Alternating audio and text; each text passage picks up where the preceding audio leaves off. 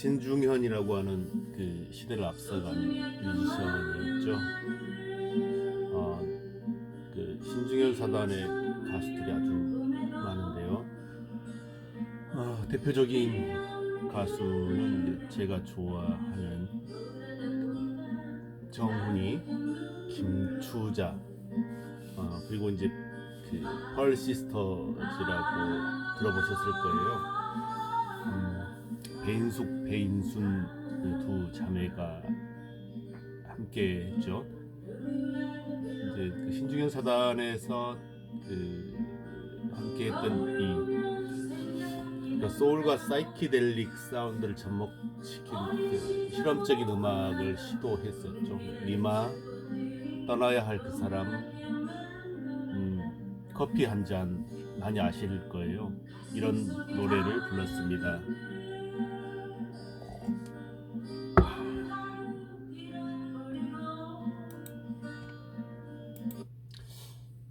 어, 신중현이라고 하는 가수는 참 대단한 것 같아요. 그 아까 제가 말씀드렸던 이제 정훈이, 김추자 외에 제가 아주 좋아하는 가수 중에 이제 김정미라고 하는 가수가 있습니다. 김정미라고 익숙하지 않을 거예요. 익숙하지 않은 가수 아마 들어보지 못했을 것 같은데, 그러니까 이제 그 제가 태어나던 해예요.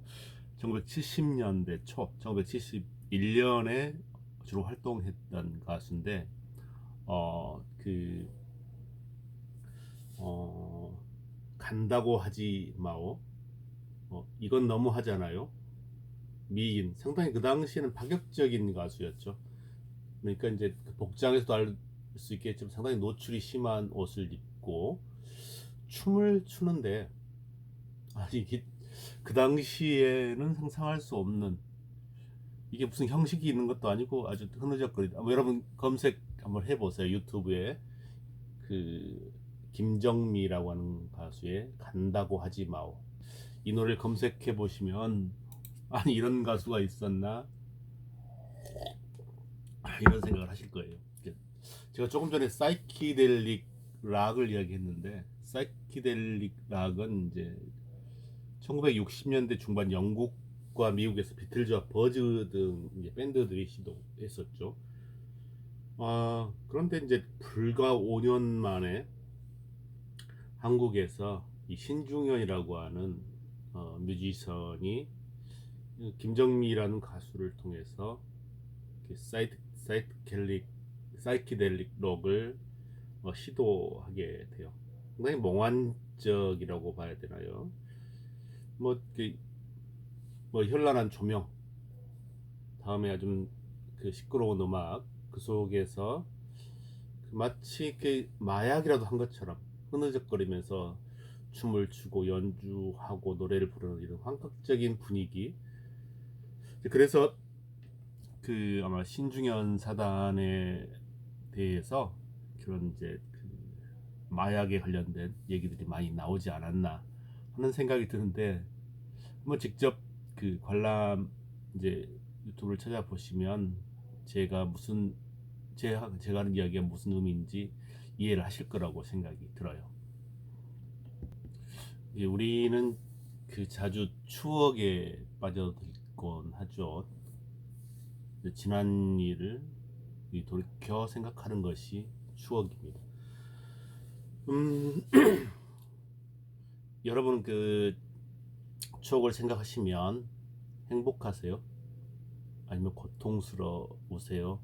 여러분의 추억 속의 사람들은 어떤 분이세요? 여러분의 부모님은, 여러분의 사랑하는 사람은 어떤 사람이세요? 생각하는 것만으로 미소 짓게 하는 어떤 행복하던 날들이었나요? 아니면 생각하기도 싫은 악몽 같은 날이었나요? 과거는 늘 우리에게 많은 영향을 미치는 것 같아요. 나를 붙들기도 하고 자유롭게도 하는 것이 이 과거라는 생각을 합니다. 그래서 오늘 준비한 그 시는 무관심이라고 하는 시입니다. 무관심. 그래도 내가 버티고 사는 힘. 무관심. 내가 그래도 버티고 사는 힘입니다. 여러분 관심이 많으십니까? 그 예전에 궁예라고 하는 배우가 관심법이라고 하는 그 방법으로 사람의 마음을 읽었죠. 그래서 근데 이제 우리가 그 관심이라고 하는 걸 바라보는 관점이죠. 그 사람의 마음을 보는 눈을 사실 검증할 수는 없지 않습니까? 그 사람이 정확히 보고 있는지 보고 있지 못하는지 모르기 때문에 마음은 이 주관적일 수밖에 없었죠. 그래서 억울하게 많은 사람들이 이 죽어나가는 장면들을 이제 봤는데요.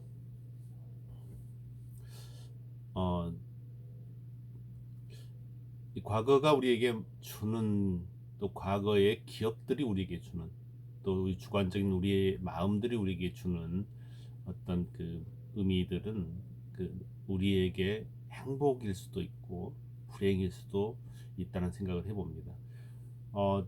그 이제 제가 시골 마을에 살아요. 그 산, 그 승달산이라고 하는 어 산에 있는 시골 마을에 사는데 그 마을 형수님들에게 많이 듣는 얘기가 있어요. 아이를 낳은 후 부쩍 건망증이 심해졌다는 얘기를 많이 하시더라고요. 저 역시 전신 마취를 한 서너 번 했어요. 수술을 좀 많이 했죠. 수술을 하고 난 뒤에 기억력이 예전 같지 않다는 느낌을 받아요. 이제 그 의사들은 그게 특별하게 전신 마취가 우리의 그 기억력을 쇠퇴시키지는 않는다라고 이야기를 하는데 마음의 문제일 수도 있겠지만 저는 그런 느낌을 좀 받곤 해요. 그러니까 이제 대표적인 게 어떤 게 있냐면 대화를 나누다가 적절한 단어가 생각나지 않는 거예요. 자꾸 뭐지 이렇게 물으면서 옆 사람을 귀찮게 해요. 그리고 사람의 이름이 기억나지 않아요. 제가 암기하고 있는 전화번호가 5개 정도밖에 되지 않는 것 같아요. 이 스마트폰이 일상화되면서 이 전화번호를 외우지 못하죠. 외우는 문화가 이제는 많이 사라져간 것 같아요. 예전에는 많이 외우는 것이 그 사람의 성공의 지름길이었죠. 저는 이제 그 아이들에게 그런 얘기를 해요.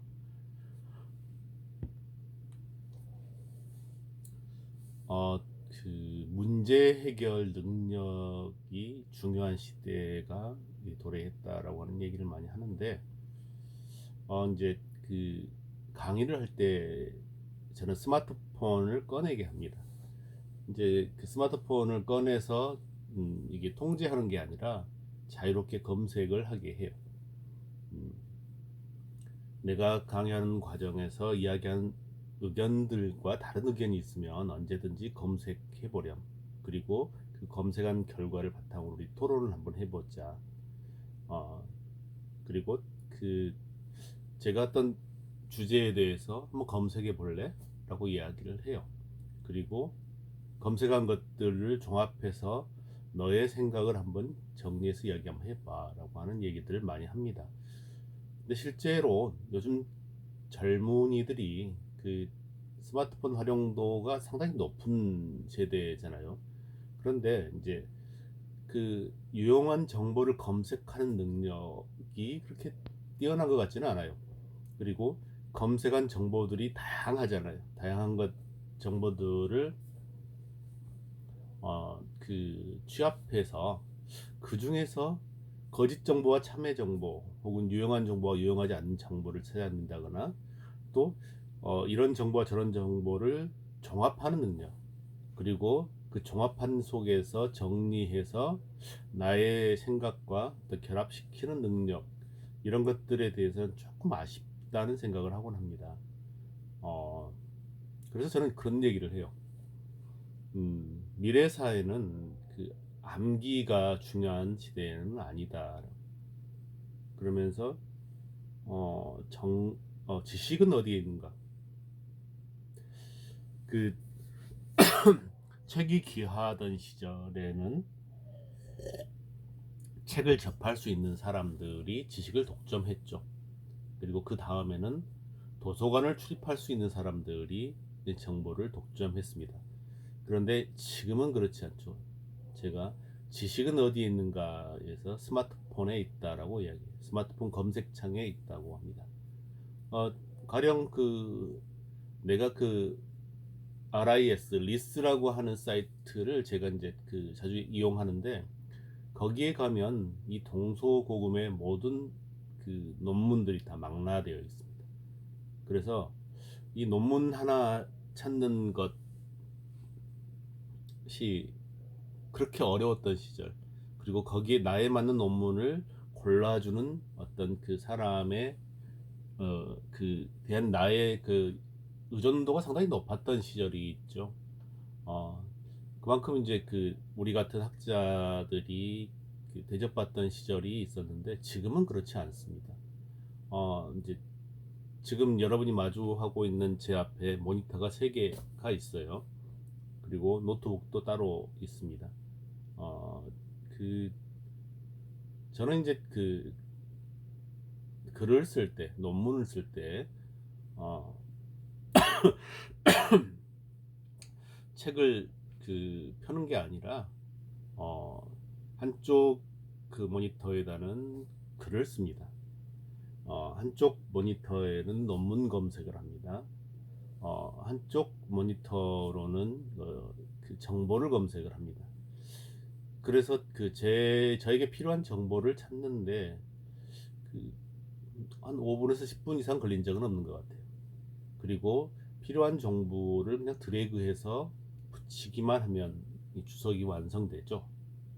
그만큼 이제는 지식이 특권이 되는 시대가 아니란 얘기예요. 지식이 특권이 되던 시대가 아니라는 얘기인데, 이제 그런 것들을 붙들고 사는 것이 또 그렇게 나쁘게 보이지는 않아요. 왜냐하면 사람의 학문을 하는 방식들이 다양하기 때문에. 그리고 이제 제가 공부하는 방식들이 효율성이 뛰어난 것이지 깊이가 있는 것은 아닙니다. 그래서 한자 한자, 어떻게 질도 한 땀 한 땀 하는 것이 의미가 있듯이, 또 한자 한자 읽고 암기하고 그런 가운데에서 종합된 결론을 도출하는 방식도 상당히 중요하죠. 오히려 더 중요할 수 있다고 생각합니다만은, 어쨌든 건망증이 좀 심해집니다. 근데 스마트폰이 참 저에게 많은 도움을 줍니다. 그리고 일정표가 있죠. 그래서 약속을 지키지 못할 일이 많이 없죠. 그런데 이제 요즘에 많이 제가 변하는 것 같아요. 예전에는 이제 단어가 기억이 안 나면 그런 말이 있다 치고 하면서 이야기를 계속 해 나갔죠.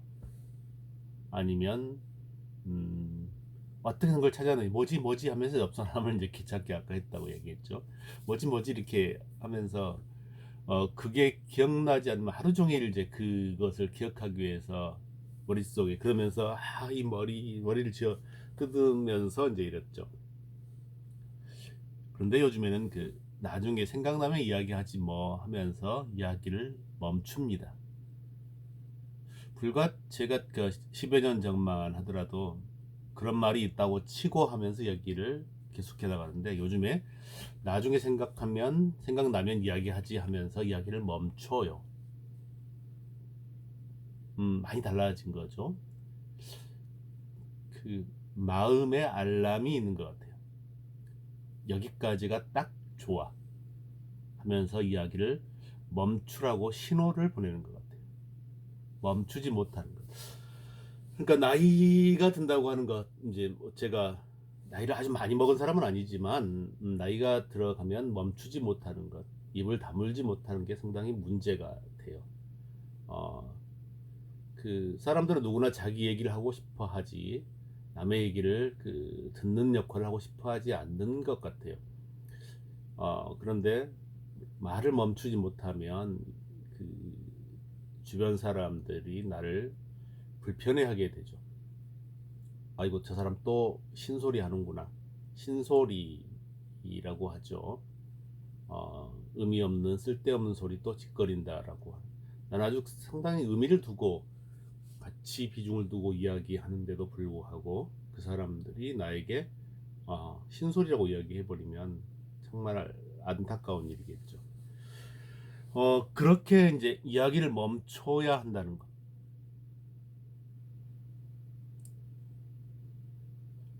건망증에 감사한 마음이 들기 시작했습니다. 어느 순간부터. 음, 건망증 때문에 내 이야기를 멈출 수 있다고 하는 것은 대단히 감사한 일이죠.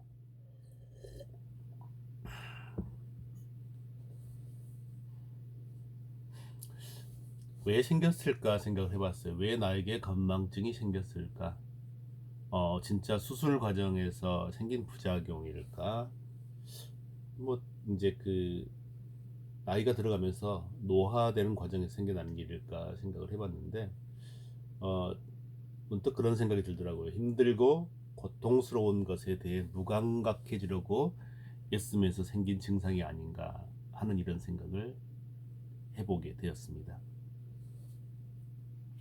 우리 마음이 그 한 번에 처리할 수 있는 용량의 한계가 있는 것 같아요.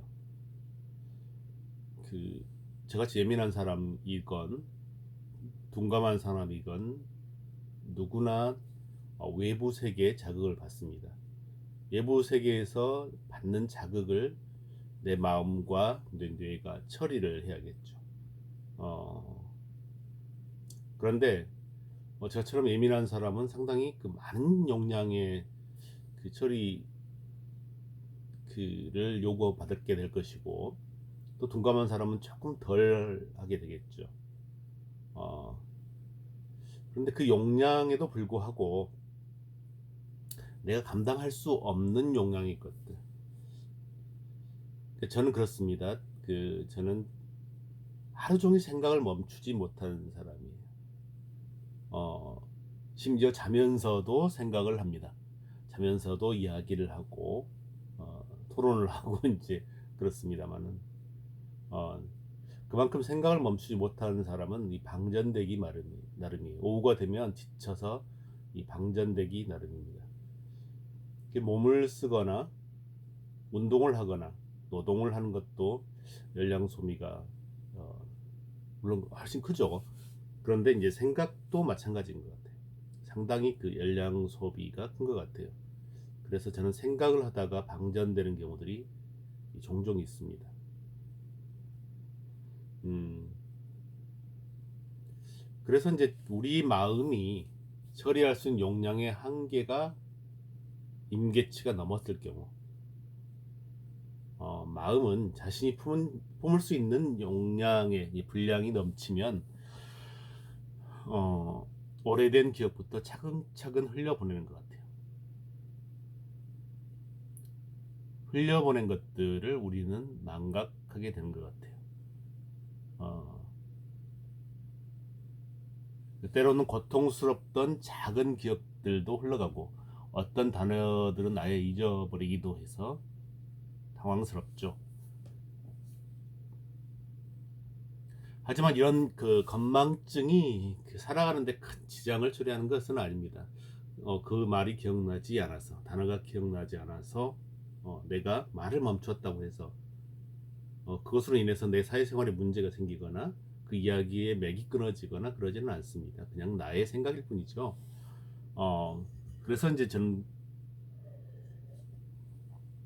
건망증은 슬퍼할 일은 아니다라고 생각을 합니다. 때로는 냉정하고 차갑다는 이야기를 듣더라도 남의 일에 조금은 무심해질 필요가 있는 것 같아요. 우리가 무심해지 무심해지지 못하고 오지랖이 넘칠 때 이 건망증 상당히 유용한 선물인 것 같아요.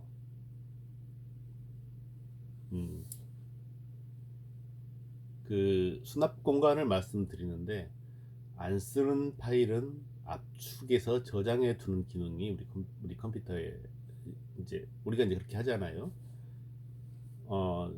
그것처럼 우리 마음도 그런 것 같아요.